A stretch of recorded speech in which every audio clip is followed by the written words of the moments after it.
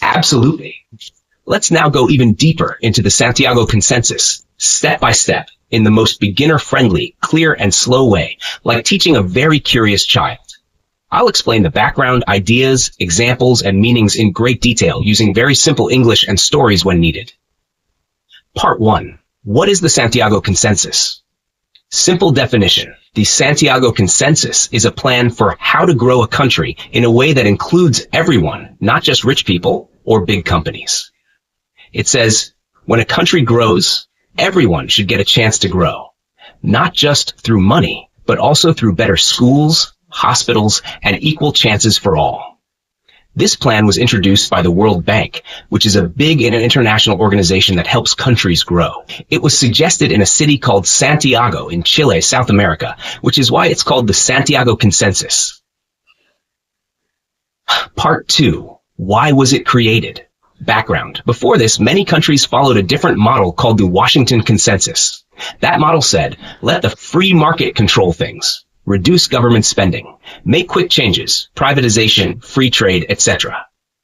But many poor countries saw that only a few people benefited from this. The rich got richer and the poor stayed poor. So the World Bank said, let's make a new plan, one that focuses on inclusion, so everyone can benefit. This new plan became the Santiago Consensus. Part 3. Inclusion. What does inclusion mean? In simple words, it means nobody is left out. Everyone is included in getting jobs, education, healthcare, and opportunities. This is not just about money, economic growth, but also about social well-being. Example, let's say a country builds many factories and the economy grows fast, but only big companies and rich cities benefit. Villages, poor families, and women don't get any help. That is not inclusion. Now imagine, the government also builds schools in villages. It trains poor women to start small businesses. It gives low-interest loans to farmers. That is inclusion. The Santiago Consensus says, growth is good, but it must be shared with everyone. Part 4. How is it different from the other models? Compare with Washington Consensus. Feature Washington Consensus, Santiago Consensus. Focus. Free market, fast reforms. People and society. Goal. Economic growth. Economic plus social growth. Role of gov. Small government. Active government to help people. Who benefits? Often the rich. Everyone should benefit. Style. One size fits all. Flexible. Local needs matter. Compare with Beijing Consensus. The Beijing Consensus, China's way, also focuses on gradual reforms, strong state role, local experiments. The Santiago Consensus is similar in caring about social inclusion, but it also adds use of technology, sharing global knowledge, partnering with others to help all countries. Part 5. Using knowledge, not just money. The World Bank said, let's not just give loans. Let's also share ideas, knowledge, and technology. What does that mean? It means helping countries learn what works best in other countries, like education in Finland or healthcare in Thailand, how to use computers, internet, mobile apps to improve services, how to train teachers, doctors, and leaders using global knowledge. This is called turning the World Bank into a knowledge bank. It's like saying, don't just give a poor person money, also teach them new skills so they can earn more forever. Part 6. Impact around the world, especially India. What did other countries do after this idea? Many governments said, let's make our development more inclusive. In India, in 2002, the government started the third generation of economic reforms. These new reforms tried to focus on rural development, improve education and health, help small businesses and poor people, reach tribals, women, Dalits, minorities, and others who were left behind. This was inspired by the Santiago Consensus idea of inclusion, of Part 7. Why is it important today? In today's world, inequality is rising, rich versus poor. Social unrest is increasing, people feeling left out. Just growing the economy is not enough. The Santiago Consensus reminds us, real development means lifting everyone, not just growing money. Final super simple summary. Santiago Consensus equals a plan for growing a country by including all people. It says, don't just grow money, grow society too. Created by the World Bank in Santiago, Chile. It focuses on inclusion, economic plus social, local needs, sharing knowledge, using technology for development. Inspired many countries, including India in 2002, to help poor and left out people through better policies. Would you like me to make a mind map or illustrated chart showing how Santiago Consensus works?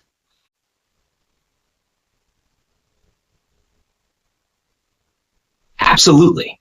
Break this down to word line by line using very simple language, like you're a total beginner. I'll explain every idea clearly with real-world examples, stories, and deep details, so it's super easy to understand. Line 1.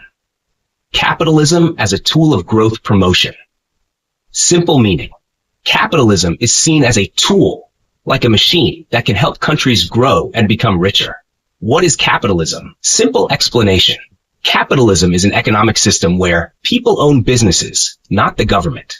Companies try to make profit, more money. Prices are set by competition in the market. Example. Imagine you start a lemonade stand. You set the price. You keep the profits. That's capitalism. Now imagine the government owns all lemonade stands and gives fixed pay to workers. That's not capitalism. That's socialism. Line 2. Capitalism as an economic system failed in the wake of the Great Depression, 1929.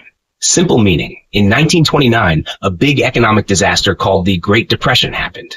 Factories closed. People lost jobs. Banks failed. Stock markets crashed. This showed that pure capitalism, with no government help, was not working well. It failed to protect people. Example. In 1929, millions in the USA lost their jobs. There was no social safety net. That's why people started to question, is capitalism safe without rules? Line 3. And got purposefully modified into the mixed economy. Simple meaning. After 19, let's not remove capitalism, but let's fix it. They added government help, like public schools, health services, welfare and job programs, some control over big businesses. This new version is called a mixed economy. Part capitalist, free market, part socialist. Government helps the people. Example. The USA still had private companies, but the government also gave unemployment money, social security, food help, etc. Line 4. But we find countries coming under the spells of times too. Simple meaning. Even after the Great Depression, many countries again started loving capitalism. They believed it helps us grow faster and become richer. So they went back to capitalism, sometimes too much. Line 5. Two such clear spells can be cited. The first under the influence of the Washington Consensus, post-1985. Simple meaning. Spell 1. In the 1980s, many countries followed something called the Washington Consensus. It told poor and developing countries, cut government spending, sell government companies, privatize. Let free trade happen. Let the market do the work. Example. Imagine a country with a free school system. Under this model, it might cut school funding and let private schools grow instead. Poor kids might suffer. Line 6. And the second after the official acceptance to globalization via the WTO post-1995. Simple meaning.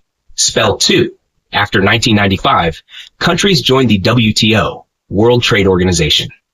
This pushed countries to open their borders for trade, remove taxes on imports and exports, welcome foreign companies. This is called globalization, the world becoming one big market. Example, a small Indian shop now has to compete with big American brands like Walmart or McDonald's. That's capitalism through globalization. Line 7. Experts believe that the ensuing Great Recession after the U.S. subprime crisis of 2007. Simple meaning. In 2007, another huge crisis hit the world. It began in the USA when banks gave risky loans to people who couldn't pay them back. This caused a big collapse, what it called the Great Recession. Real world result. Millions lost homes and jobs again. Big banks needed help from governments. World economy slowed down. Line 8 was largely caused by the extreme capitalistic inclinations, neoliberal policies found among them. Simple meaning. Experts say this crisis happened because governments allowed too much capitalism with very few rules. This idea is called neoliberalism, which means less government control, more freedom to big companies, less support for poor people. It was like going too far with capitalism. Line 9. This way, the world has witnessed the devastating effects of capitalism by now. Simple meaning, the world has now seen 1. First big crash, 1929 Great Depression. 2. Second big crash, 2007 Great Recession. Experts say, too much capitalism with no control led to disaster. Final super simple summary. Capitalism equals a system where people own businesses and try to earn profits. It can grow the economy, but if not controlled, it can cause huge problems. 1929 Great Depression showed its dangers, so countries made mixed economies, capitalism, government help. But later, in 1985 and 1995, countries went back to strong capitalism due to the Washington Consensus and globalization. A crash happened, showing too much capitalism can be risky. So experts say, use capitalism as a tool, but with rules, safety nets, and fairness. Would you like a comic strip or visual diagram to show this timeline and ideas step by step?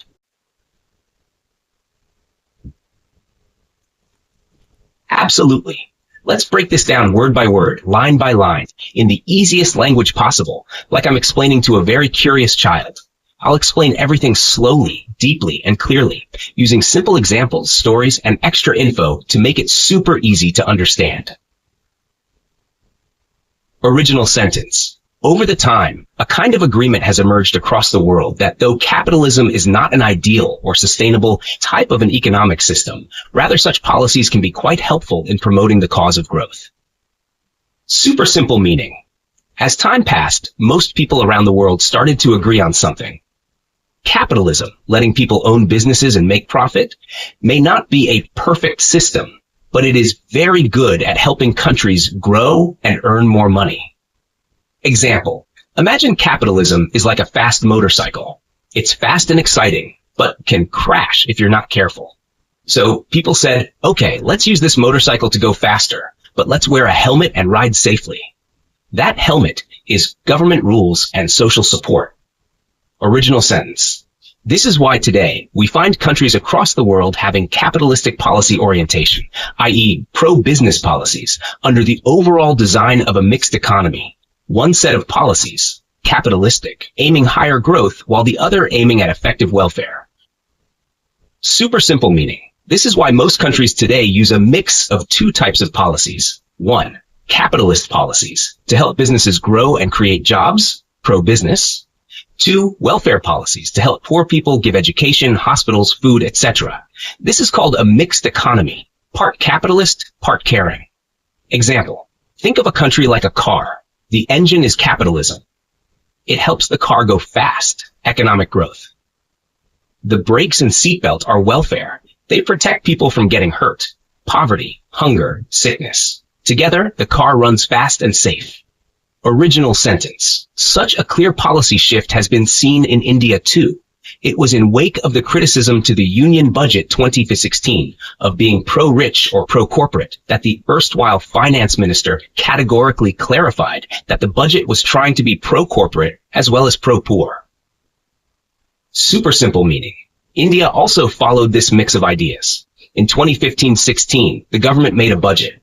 Some people said, this budget helps only the rich and big companies, pro-corporate.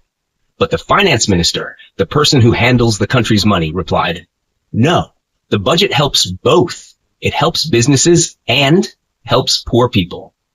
He said it was pro-corporate, supporting businesses, pro-poor, supporting the poor.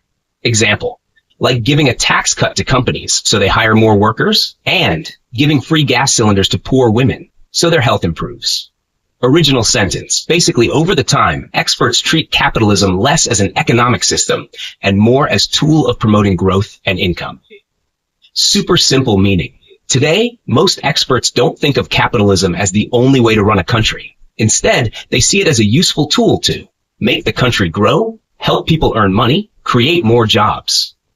It's like saying, capitalism is not the full recipe. It's just one ingredient in the big dish of development.